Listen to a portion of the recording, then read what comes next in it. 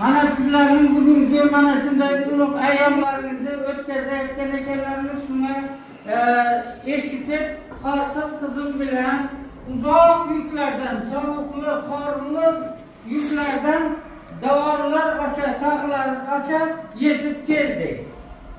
Aziz bolajonlar, mana bugungi ulug' ayyomingiz bilan kelayotgan, tobora yaqinlashib kelayotgan 2026 yangi o'quv yili bilan, yangi yil bilan sizlarni chin yurakdan tabriklayman.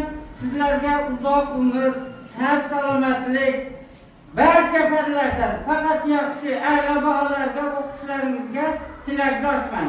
Sizlar orqali vaqt, saodat, dasturxonlarimizga quv baraka tilayman. Doimo sog' bo'lin, salomat bo'lin.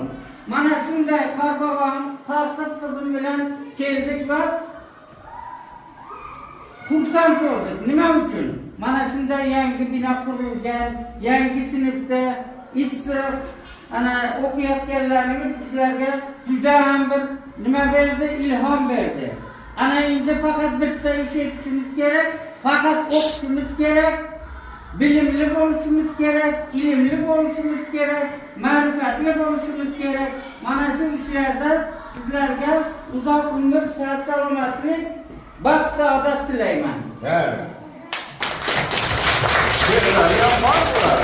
Endi bolajonlar, mana shu Archa bayramiga, yangi yil bayramiga, Qarqizning mamasini.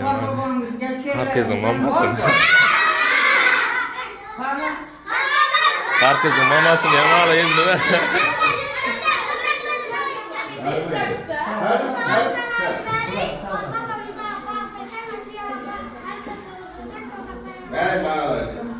Rahmat, rahmat.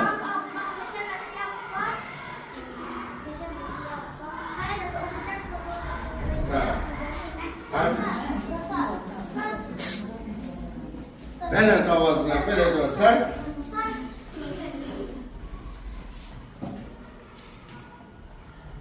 Qarbo'm, ayt Qarbo'ning she'rini bilading. Hamid, sen, hadi. Hayır mı? Hadi.